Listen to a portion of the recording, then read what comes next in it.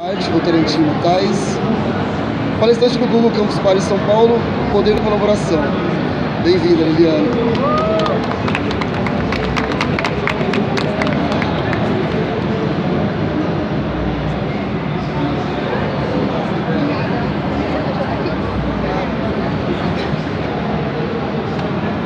Olá, pessoal.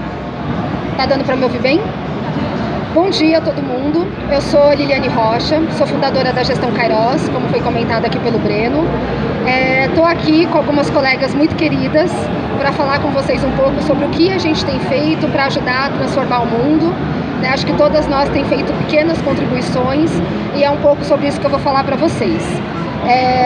Eu, como alguns milhares de brasileiros, nasci na extrema pobreza, então cheguei a morar em casas de madeira de até 18 metros quadrados, sempre estudei em escola pública e vivi um pouco das vulnerabilidades que esse público que nasce mais pobre no país costuma vivenciar.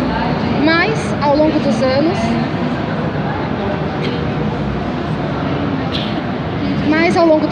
eu pude estudar, entrar em diversas empresas, como foi comentado pelo Breno, e tive a oportunidade de, ao longo de 12 anos de carreira, trabalhar sempre com responsabilidade socioambiental e com diversidade, em empresas e em comunidades no Brasil, mas também na América Latina. Então eu fui conhecer um pouco sobre pobreza, sobre diversidade no Peru, um pouco sobre pobreza e diversidade na Colômbia, e até dei uma andadinha pela África do Sul também, fazendo projetos e trabalhos nessa linha. E o tema, então, que eu trago para falar com vocês hoje é justamente o tema de diversidade, que é o tema que eu mais tenho trabalhado ao longo desses anos nas empresas, com segmentos específicos, levando para as pessoas essa reflexão sobre se todos os públicos estão tendo acesso às grandes empresas, às inovações, às áreas de tecnologia. E daí o que eu trago primeiro e antes de mais nada para a gente conceituar é o que é diversidade, né? Tanto tem se falado em diversidade em diversos fóruns, nos comerciais, no Brasil e no mundo, mas o que é diversidade? E daí eu tenho falado com as empresas e com as comunidades nas quais eu vou, que diversidade é uma expressão que diz respeito às singularidades existentes entre os cerca de 7 bilhões de habitantes do globo terrestre. Nesse sentido, cada um de nós é diverso. E valorizar a diversidade, que é outra coisa que tem estado muito na pauta, significa promover um ambiente onde todos sejam igualmente capazes de concretizar o seu potencial e atingir o seu objetivo. Alguns dos dados que eu trago aqui hoje, eles vão focar em diversidade na tecnologia, por causa do evento, e daí vocês vão poder observar que a gente ainda tem algum caminho a trilhar nesse sentido. Em geral, quando a gente fala de diversidade, o que vocês devem estar vendo por aí são alguns grupos e alguns segmentos que têm aparecido. Isso é legítimo, porque são grupos que ao longo da história da humanidade têm tido seus direitos mais básicos privados. Então existem vários estudos e indicadores para falar desses grupos. Então falar aí da questão de gênero, da questão de pessoa com deficiência, da questão de etnia, da questão geracional, jovem, idosos, da questão de religião e da questão LGBT. Mas, quando a gente fala de diversidade, uma coisa muito importante é saber que diversidade é tudo. É forma de pensar, são os valores, são a cultura. A gente tem visto movimentos relacionados a peso, então as pessoas com sobrepeso têm começado a falar que elas também estão sendo atingidas por ser gordo, então vocês devem ter visto o movimento da gordofobia. Pessoas altas, pessoas baixas. Eu tenho brincado ultimamente que a questão política, né, assim, se é de esquerda, se é de direita, já virou motivo de diversidade, porque as pessoas têm se unido ou se afastado por conta disso. Então a gente destaca aqui, todas as pessoas têm características singulares e não afora quando a gente fala de diversidade. Tem um comercial de ecoeficiência rolando por aí que fala que não existe fora quando a gente fala do lixo. Diversidade também, não afora. Todo mundo que está aqui ouvindo essa palestra, que está no evento, tem características singulares, porque a diversidade fala de cada um de nós, para todos nós e com todos nós.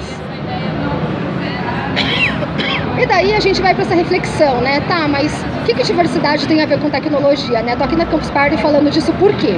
E daí o ponto é que a tecnologia, ela tem mudado a forma como a gente vê diversidade. Todo mundo já viu isso, né? Que antes era uma comunicação de um para todos e agora a gente tem uma comunicação de todos para todos. E o mais interessante esse não é o primeiro fórum de tecnologia no qual as pessoas estão falando de diversidade.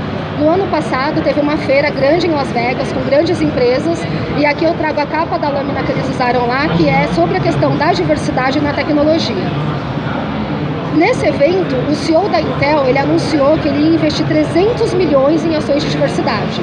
e ele colocou um foco tremendo na importância de ter mais mulheres nas empresas de tecnologia e na própria Intel, e um foco tremendo de como outros grupos, que daí ele chamou de minorias, enfim, eu não uso muito essa palavra, mas outros grupos de diversidade também devem estar mais nas empresas de tecnologia.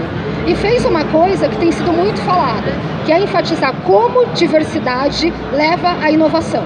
Então hoje tem vários estudos de grandes consultorias, da McKinsey, da Bain Company, que falam que quanto mais diverso for o quadro de uma empresa, no nível funcional ou no nível executivo, maior vai ser a lucratividade da empresa, maior vai ser o retorno sobre investimento dessa empresa. Mas a gente sabe que apesar disso, né, dele ter feito isso no fórum, desse tema estar recorrente, que a gente tem ainda algumas barreiras. Então hoje somente 92% das mulheres estão na TI.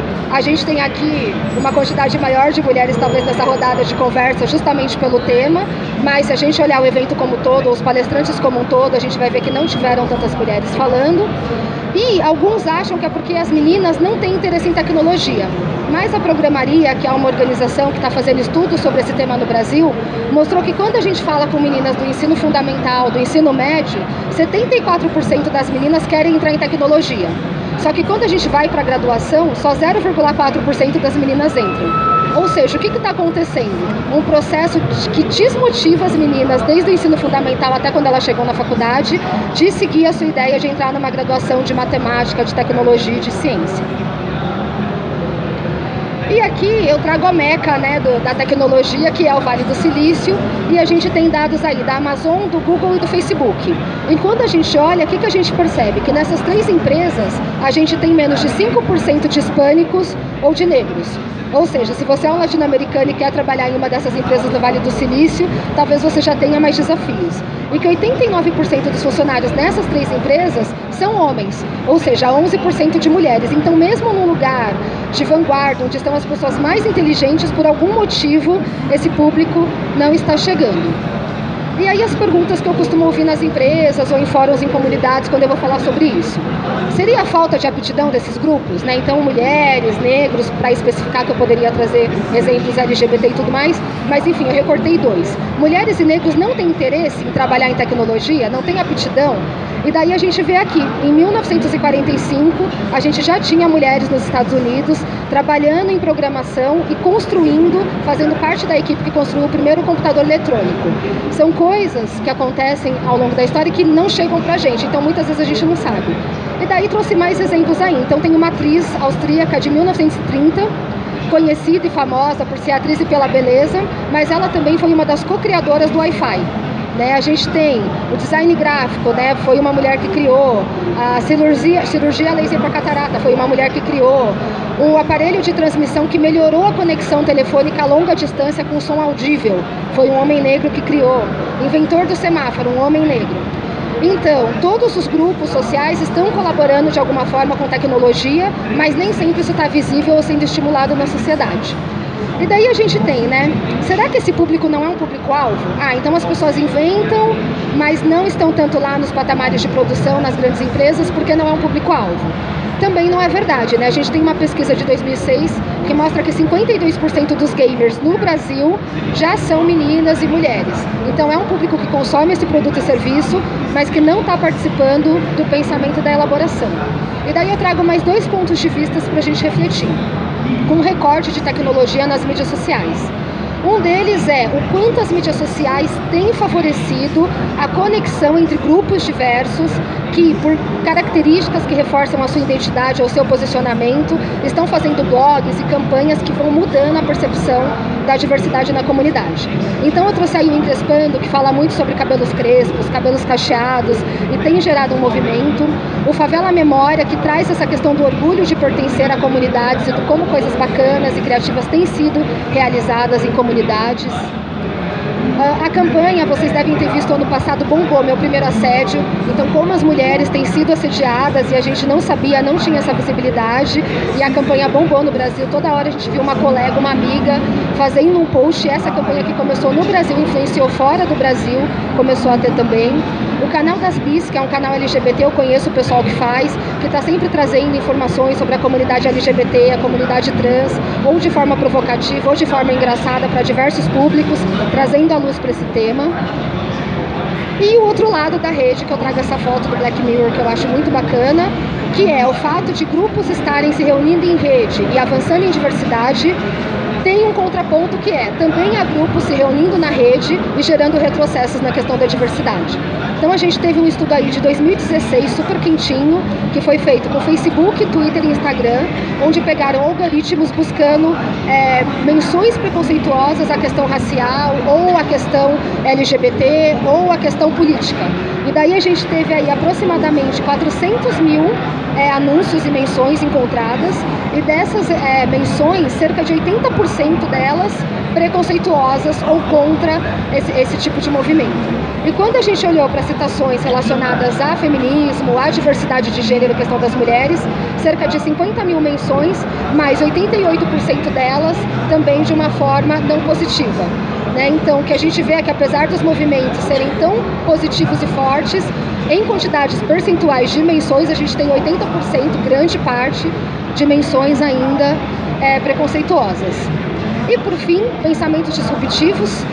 Algo que a gente tem pensado muito extrapolando mídias sociais, pensando em nanotecnologia, em inteligência virtual, em impressora 3D e pensando todos os aspectos de diversidade que estão permeando o mundo, a diversidade ela vai estar cada vez mais perto da gente, cada vez mais próxima. Então, um exemplo que eu gosto de citar as pessoas falam, me perguntam no evento, nossa, mas quanta pessoa transexual aparecendo? Elas não estão aparecendo. A questão é que antes a medicina não dava conta de fazer com tanta segurança ou em tanta escala a mudança de sexo. Hoje faz. Então aquela pessoa que tinha que lidar só com um gay e uma lésbica, que não sabia como e ainda não conseguiu entender a questão da orientação sexual, já está ultrapassada. Porque para além dessa questão já tem a questão da transexualidade, que mais hora menos hora ela vai ter que lidar. Então, a questão que eu deixo aí a tecnologia encurta a distância com a diversidade e a diversidade ela está aqui e agora cada vez mais perto de nós. Por fim, uma mensagem de um GIF do Armandinho, onde ele convida as pessoas a se misturarem. Eu acho que o grande segredo da diversidade, tem um estudioso que fala isso, ele fala que diversidade é a mistura e inclusão é fazer essa mistura funcionar.